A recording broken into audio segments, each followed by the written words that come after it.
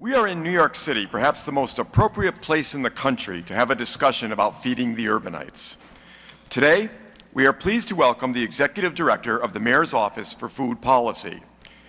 Kate MacKenzie was reappointed the Executive Director under new Mayor Eric Adams after serving in the de Blasio administration for several years. Ms. MacKenzie has been nationally recognized as an important future-oriented leader in the area of urban food policy and is responsible for advancing the food equity goals of Fast Forward NYC, the city's first ever 10-year food policy plan. This plan outlines a comprehensive policy framework to increase food security, promote access to and consumption of healthy foods, and support economic opportunity and environmental sustainability in the food system by 2031. Under Ms. MacKenzie's leadership, her office is leading the Adams administration's goals towards a wholesome, nutrient-rich food system by collaborating across all city agencies. Please welcome Ms. Kate MacKenzie.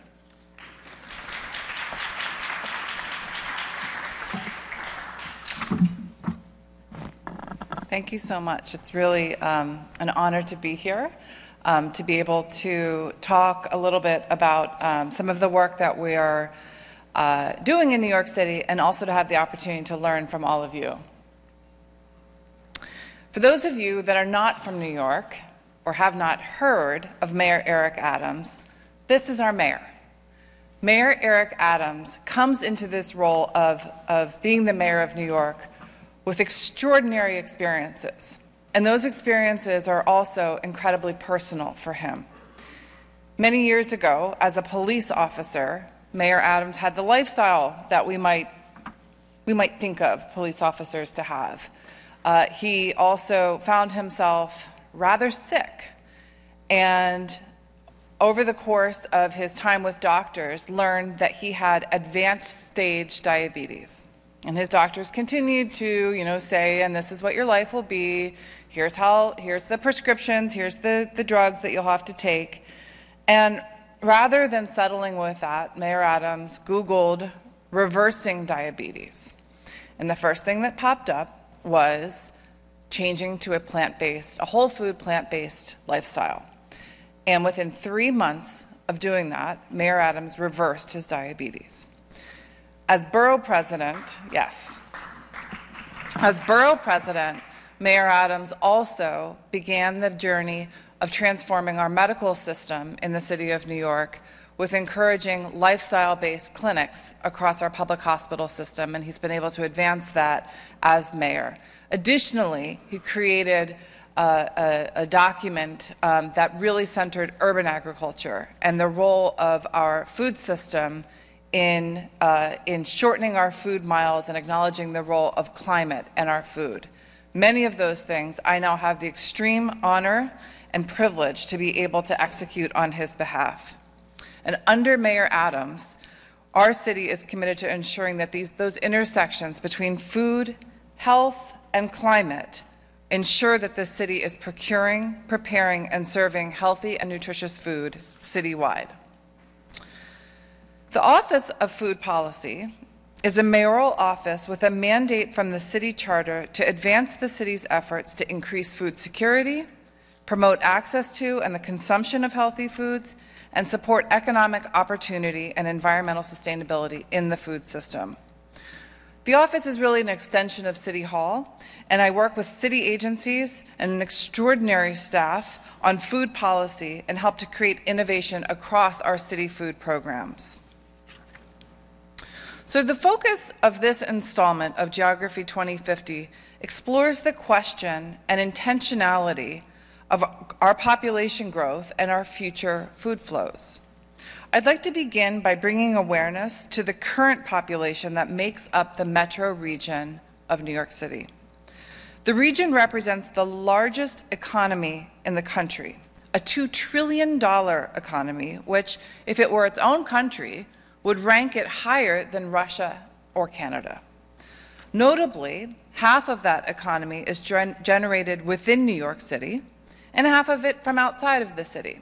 If you think about how you came to be in this room, many of you traveled from the surrounding region, and many of you will continue to leave and return to those regions. This demonstrates the interconnectedness of our region. Every day, we have people traveling into jobs and returning to their homes, or some people traveling shorter distances within the city. This type of interconnectedness relates to our food system as well. If we consider our resources, the creation of the Erie Canal so long ago resulted in that trade hub that marked the beginning of a long interconnectedness of collaboration amongst our region. The map on the left here identifies land types in the region, the red color indicating urbanized developed land, and the dark green depicting cropland, and the lighter green showing pasture land. The city's Department of Environmental Protection invests largely in protecting that watershed, which is the largest unfiltered water supply in the United States, serving 9 million New Yorkers and with about 1.3 billion gallons of clean drinking water each day. The Department of Environmental Protection's existing watershed farmer programming has funded more than $400 million of agricultural, economic viability, and forestry programs. This focus on the watershed is one example of how the city is supporting our regional food shed, and we have a renewed commitment to working with our regional partners, both new and existing. We see three distinct values embedded in why regional food can be mutually beneficial to the city and the region. Clearly, from an environmental sustainability perspective and the ability to consume food produced more proximately and with a lower environmental footprint. The circularity of our food system and the ability to use consumption purchasing or waste reduction to reinforce a metropolitan economic system. And finally, self-sufficiency, the ability to reduce the effects of shocks and stresses on systems by being able to coordinate locally and regionally to adapt to our changing situations. Our agricultural production is clearly an extraordinary asset, and New York State is a hub of many kinds of agricultural activity and is a leading producer of many products. While products from New York State are distributed across the globe and genuinely feed the world, if we think regionally, there are lots of opportunities to strengthen ties for agricultural production. This is a map of the city's green market system and demonstrates one way in which our regional food system is linked. The map depicts the locations of the farms and the distributors that feed into our farmers market system. You can see the clusters of farms in the Hudson Valley, Long Island, and New Jersey, which are about a 3-hour driving distance out of New York City. But you can also see the farms stretching beyond a 6-hour drive and into the Finger Lakes and northern New England. The growing farm-to-table movement of the last few decades that sought to really build those connections from farms to consumers is just one aspect of the linkages within our regional food system. Let me go back to that. Each of the dots, if you can see there, that signify a connection between the food economy of our region, that is each farm that supplies businesses and ultimately consumers and eaters, but it also represents the jobs and the money into the economy of where that farm is located. Once again, really pointing out the interconnectedness of the economies of our food systems. Now, zooming out just a bit, if you consider that New York City distributes more than 10 billion pounds of food a year, there's clearly complexity in the ways in which food gets from farms to distributors to our ultimate points of sales. As we can see here, about half of our food's last destination in New York City is Hunts Point, before we get to those points of sales. It's heavily reliant also on the New Jersey and Pennsylvania food systems as well. From farms and fisheries and food processors both in our region and across the world, last mile food distribution delivers 19 billion pounds of food to New York City every year. Half of our food originates at distribution centers and warehouses outside of the 5 boroughs. And I'll note here that in many cases, the supply chains that lead to, say, supermarkets versus restaurants look completely different. They're served by different types of distributors with warehouses in different geographic locations, and in many cases, source food from different parts of the country or across the globe. Understanding how different supply chains operate became essential knowledge to us that during the early days of the pandemic, we struggled to understand. When restaurants shut down and that food that had to be rerouted to supermarkets or food pantries to restock those empty shelves, I'm really happy to say that as we were creating Food Forward, which I'll speak about in just a few moments, those lessons were essential, and we are now capturing the learnings and findings from that. So speaking of points of sale, prior to the pandemic, the food coming into our city found its way to more than 42,000 points of sale, ranging from schools to bodegas, restaurants, and supermarkets. Normally, about a third of the food in New York City winds up at restaurants and cafes. We know that a number of those, particularly those restaurants, we lost over the course of the pandemic, but are really pleased to see job reports showing that that particularly 100,000 jobs have recently been recreated within the restaurant sector.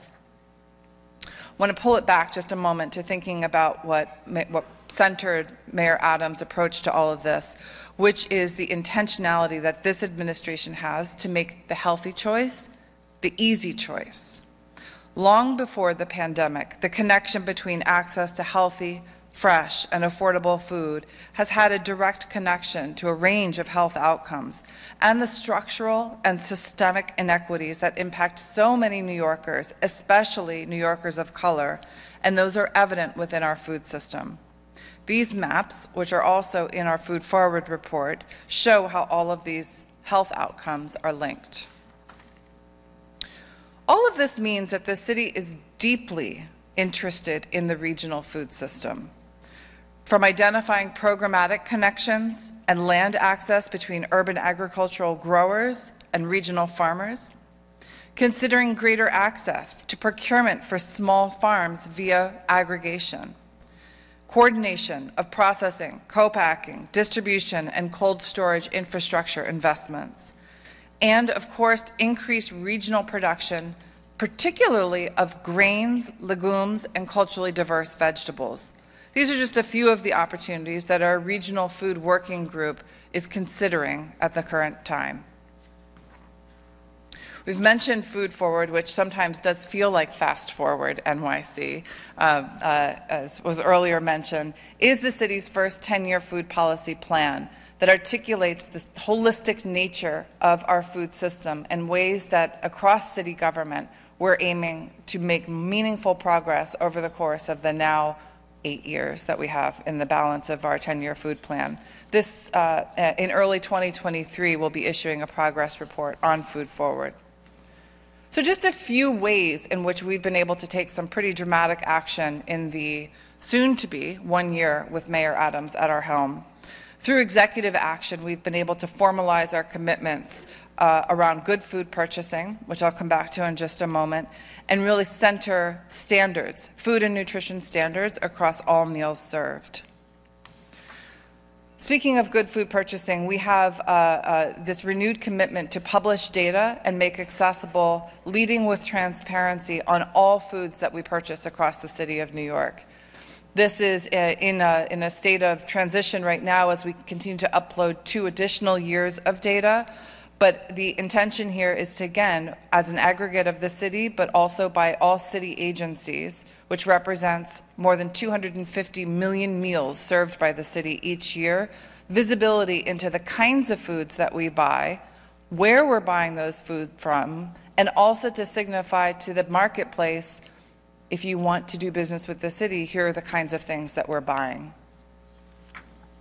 In June of this year, Mayor Adams released Hunts Point Forward, a comprehensive plan to create economic opportunity and improve quality of life for New Yorkers in the Hunts Point neighborhood of the South Bronx. Backed by an initial commitment of $40 million, the plan outlines a 15-year vision shared by the city and surrounding community, with more than 70 short and long-term recommendations for creating family-sustaining jobs, improving public safety, enhancing community health and access to healthy food, promoting environmental justice, and delivering upgrades to open space, transportation, and other essential community infrastructures. A few months ago in September, Mayor Adams announced that the Hunts Point produce market had been selected for a $110 million federal grant to upgrade and improve its facilities. This U.S. Department of Transportation grant will be used to strengthen critical freight movement and improve the environment, public health, and quality of life again for the Hunts Point community. Our cool food commitments, we were the first U.S. city in October of 2021 to join the Cool Food Pledge, a program of the World Resources Institute. And in just 1 year, we were able to reduce the carbon footprint of our foods by 37%. And we're continuing to see meaningful progress towards those goals, even though we were clearly purchasing less food over the COVID pandemic. Our declines in carbon remain. And also, very recently, we were able to create a sister office to the Mayor's Office of Food Policy for the Mayor's Office of Urban Agriculture, headed by the wonderful Kiana Mickey, who has joined the Mayor's Office in leading up this extraordinary effort. So with all of this, we could not be learning and innovating without the role of partners. And whether that is deepening our partnerships with organizations and institutions like the Columbia Climate School, like many of you in the room, we can only set good policy when it comes from good practice and hearing from the way in which policy lands and is needed to strengthen regional agriculture and regional food flows between producers, distributors, and ultimately consumers. Thank you so much for the opportunity again to be here, and I'm happy to take any questions.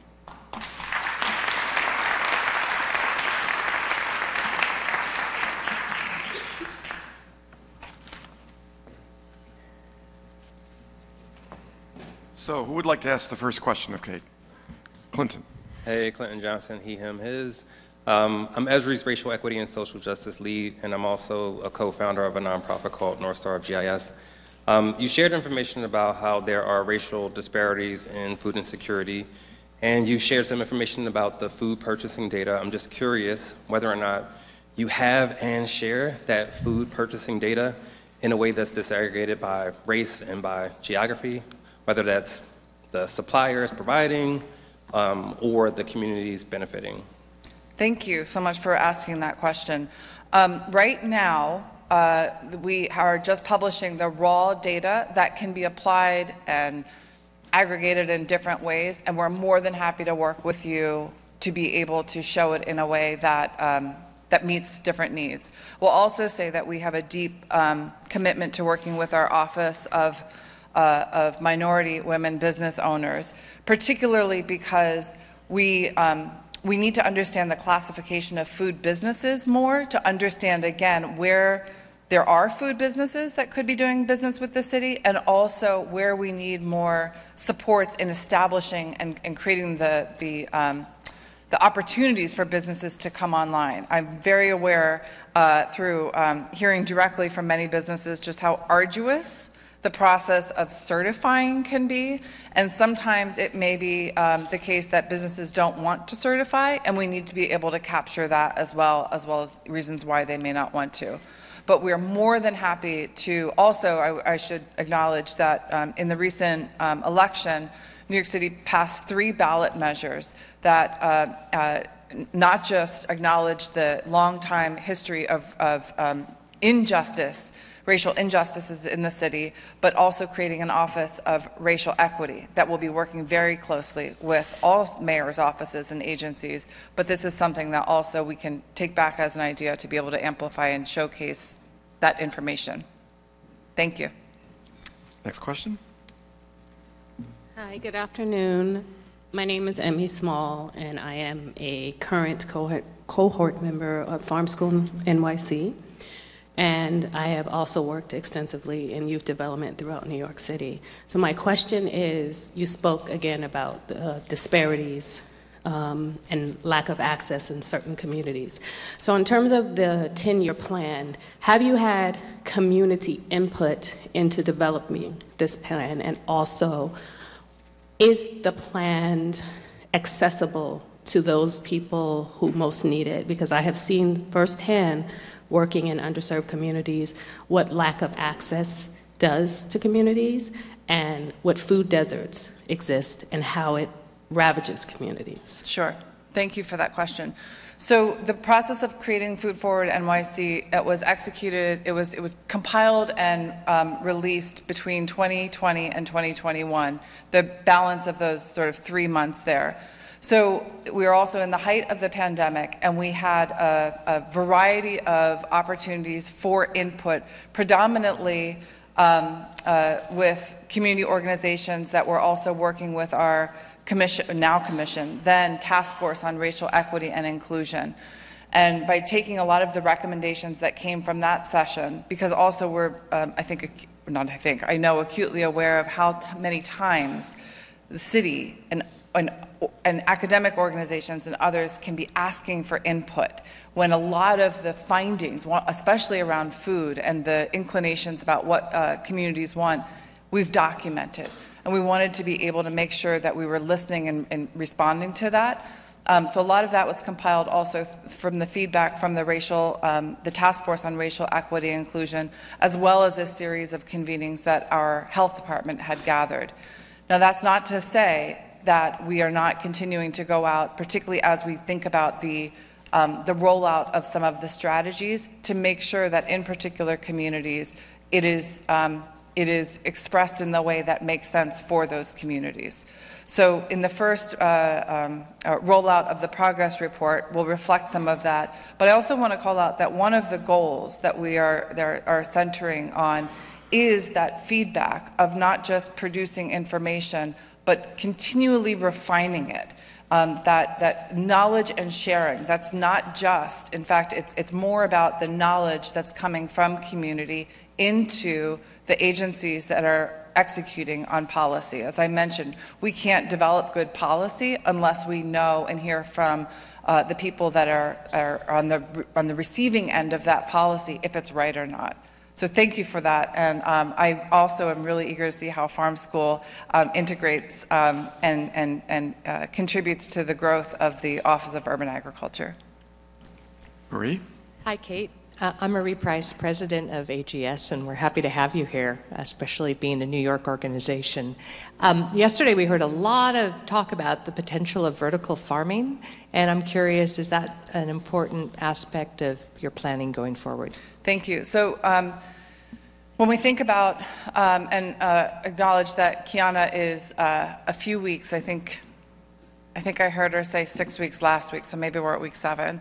As she is developing the scope and sort of lanes of the Office of Urban Agriculture, we also know that Mayor Adams feels very strongly that urban agriculture is a spectrum, right? And it's everything from community gardens to venture capital-backed businesses that support the growth of new types of products, as well as vertical farming.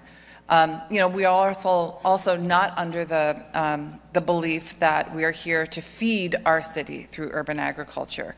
As I showed the statistics about the kinds of foods, the quantities of food that are coming in, but there is a place. There is a place certainly for feeding, contributing to feeding our city, but also for business and economy within the 5 boroughs. So we are absolutely, considering all different types of businesses, all different types of community supports and zoning changes, and all of those factors that will create a deep understanding and appreciation for urban agriculture. And I believe that with the city was actually recently designated as a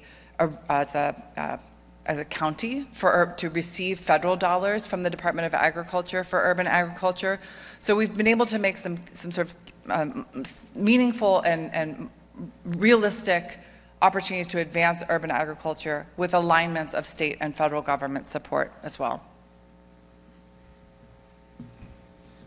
Hi, thank you. I've learned a lot about the city and how it's structured differently, but I was wondering what the Office of the Mayor was planning on doing also for food waste and food loss, since that's really important in feeding the populations as well, and how that can be served to underrepresented communities. Certainly.